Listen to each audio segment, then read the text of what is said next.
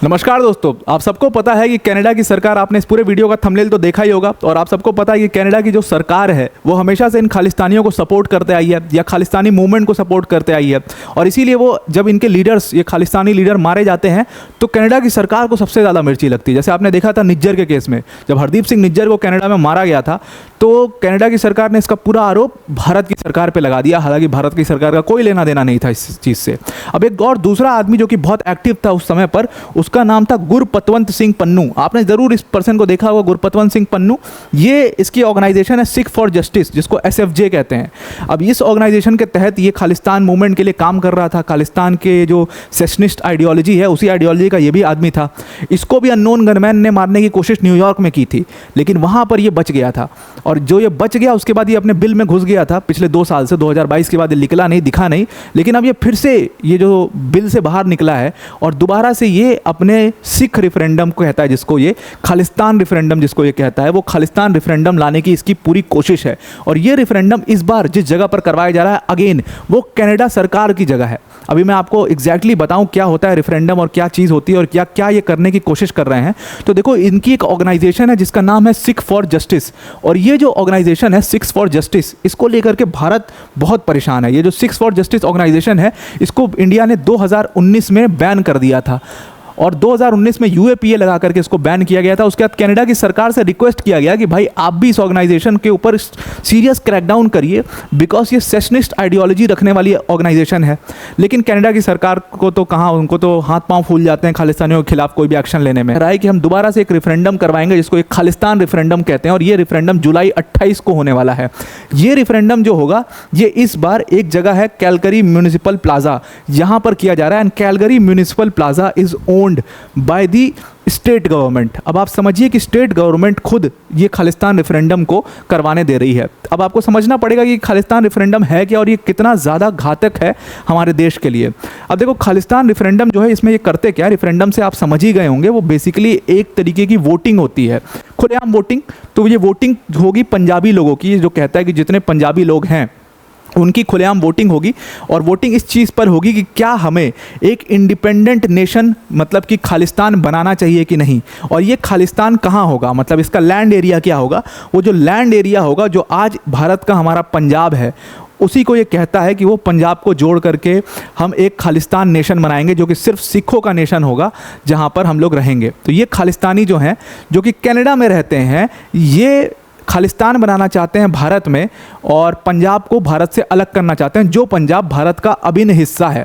अब भारत में रह रहे जो पंजाबी हैं, वो तो इस पूरे कंसेंसस में कहीं से इस रेफरेंडम में वोटिंग करने जा नहीं रहे हैं, या उनका क्या मनसा है वो तो पूछी नहीं गई ना। उस रेफरेंडम में उन्होंने वोटिंग करी। अगर वो नाखुश होते पंजाबी तो वो इलेक्शंस में पार्टिसिपेट नहीं करते। इलेक्शन परसेंटेज बहुत कम होता है, वोटिंग परसेंटेज, लेकिन पंजाब में तो ज़बरदस्त वोटिंग होती है, सरकारें चुन करके आती हैं, चीफ मिनिस्टर बनते हैं प्रॉपर, तो ऐसी कोई दिक्कत तो है नहीं वहाँ पर। तो ऐसे लोग जो हैं ये नफरत फैलाने का काम करते हैं, गुरपतवंत सिंह पन्नू जैसे लोग। तो सिख फॉर जस्टिस ऑर्गेनाइजेशन वही करने की कोशिश फिर से कर रही है कि वो रेफरेंडम कंडक्ट करा रहे हैं कनाडा के अंदर में। और ये रेफरेंडम जब पास हो जाएगा तो अब आगे सोचिए कि इनके मंसूबे कितने बड़े हैं। ये जब रेफरेंडम पास होगा तो इनका आइडिया ये है कि हम इसको लेकर के UN तक जाएंगे और UN में डिमांड करेंगे कि साहब हमारे लिए एक अलग नेशन बनवाने में आप हमारी हेल्प करिए, क्योंकि हमारे पास जो जितने भी पंजाबी हैं देश भर के, सबका कंसेंसस है और ये जो पंजाब एरिया है इसको एक अलग नेशन बनवाने में हेल्प करिए। और इसीलिए मैं आपको कहता हूं कि जितने भी ये इंटरनेशनल ऑर्गेनाइजेशंस हैं ये लगातार भारत को कमज़ोर करना चाहते हैं, इसीलिए खालिस्तानी इन खालिस्तानियों को सपोर्ट करते हैं। चाहे आप ब्रिटेन में देख लीजिए, इन खालिस्तानियों को सपोर्ट मिलता है, कनाडा में मिलता है इनको सपोर्ट, US में इनको सपोर्ट मिलता है, हर मैक्सिमम ऑलमोस्ट हर यूरोपियन कंट्री इनको सपोर्ट करती है। क्योंकि जो ये इंटरनेशनल ऑर्गेनाइजेशंस हैं या जो यूरोपियन कंट्रीज़ हैं, वो एशियन पावर को एक्चुअली अंडरमाइन करना चाहते हैं हमेशा से, और ख़ास तौर से इंडिया को अंडरमाइन करना चाहते हैं। वो इंडिया को दबाना चाहते हैं, क्योंकि आज की जियोपॉलिटिक्स में हमारी जो से है वो बहुत ज़्यादा है।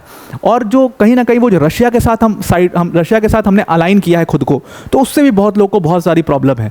इसी वजह से इन खालिस्तानियों को सपोर्ट करते रहते हैं। तो अब जैसे अब मैं आपको ना इनका एक असली चेहरा दिखाता हूँ, इन खालिस्तानियों को एक्चुअली ये लोग होते कौन हैं। अब एक्चुअली ये लोग अगर आप देखोगे तो भारत में इन खालिस्तान का जो फ्लैग बियरर है वो इस टाइम पर अमृतपाल सिंह है।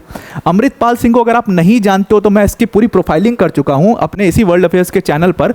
आपको मैं डिस्क्रिप्शन में एक लिंक डलवा दूंगा, उस लिंक पर आप जरूर से देखिएगा, उसमें आपको अमृतपाल सिंह के बारे में कंप्लीट जानकारी हो जाएगी। अभी फॉर इंस्टेंस मैं आपको बता देता हूँ, ये पर्सन अचानक से न्यूज़ में आया था फार्मर्स प्रोटेस्ट के बाद, और फार्मर्स प्रोटेस्ट के अंदर भीतर ही भीतर इन्होंने एक नया प्रोटेस्ट, खालिस्तान प्रोटेस्ट शुरू कर दिया था भारत में। और उसके बाद इसके ऊपर बहुत सीरियस क्रैकडाउन किया अथॉरिटीज़ ने, क्योंकि ये देश को, पंजाब को देश से अलग करने की बात कर रहा था, खुलेआम ऑन मीडिया इसने बात करी थी।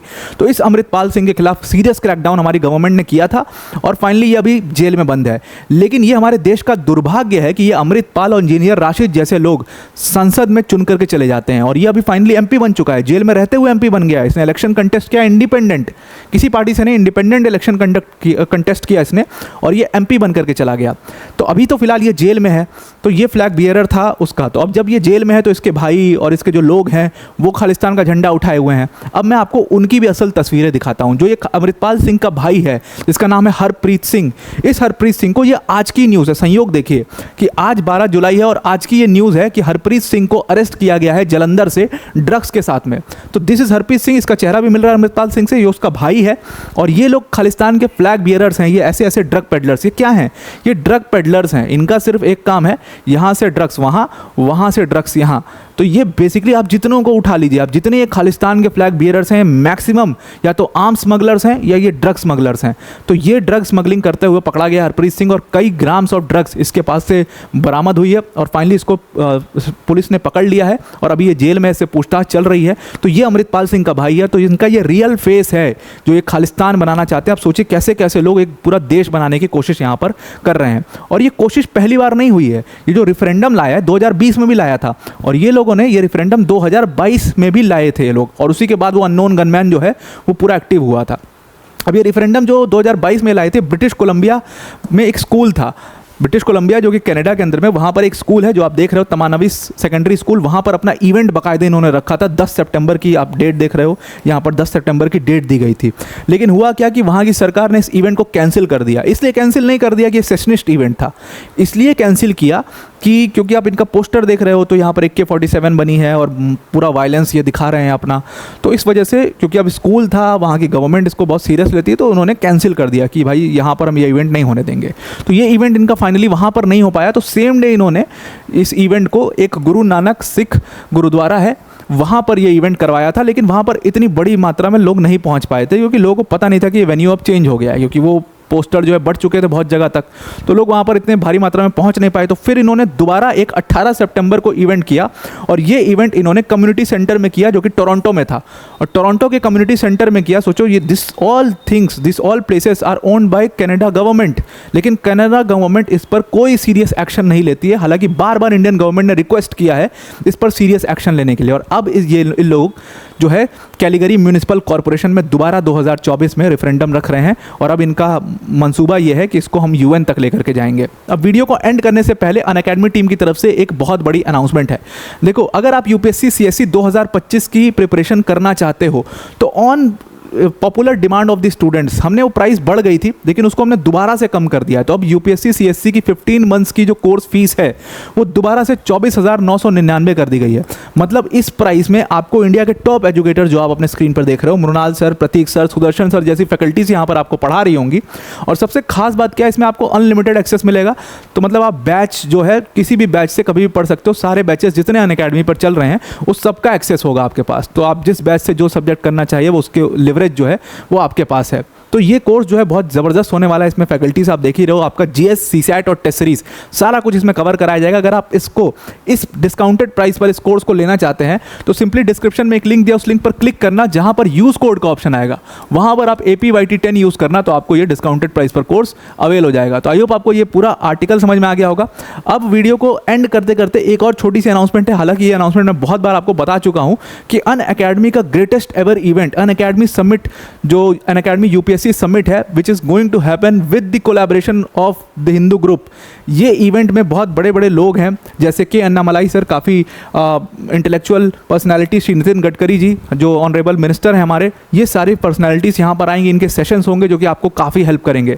तो ये इवेंट जो है ये लाइव होगा 20 और 21 जुलाई को अनअकैडमी के ऐप पर, उसकी भी लिंक हमने डिस्क्रिप्शन में डाल दी है, उस पर क्लिक करके नोटिफाई मी पर जरूर क्लिक करना, तो आपको ये इवेंट पे जब शुरू होगा तो आपके पास एक नोटिफिकेशन लिंक पहुंच जाएगी। तो आई होप आपको ये पूरा आर्टिकल गुरपतवंत सिंह पन्नू क्या चाह रहा है, सिख फॉर जस्टिस ऑर्गेनाइजेशन क्या चाह रही है, रेफरेंडम से होता क्या है, ये सारी चीज़ें समझ में आ गई होंगी। And I also hope and you should also hope कि वो unknown gunman should come back and become active again, क्योंकि ये बाहर निकल चुका है गुरपतवंत सिंह पन्नू, अभी तक तो छुपा हुआ था। तो आज के लिए इतना ही, thank you and have a nice day.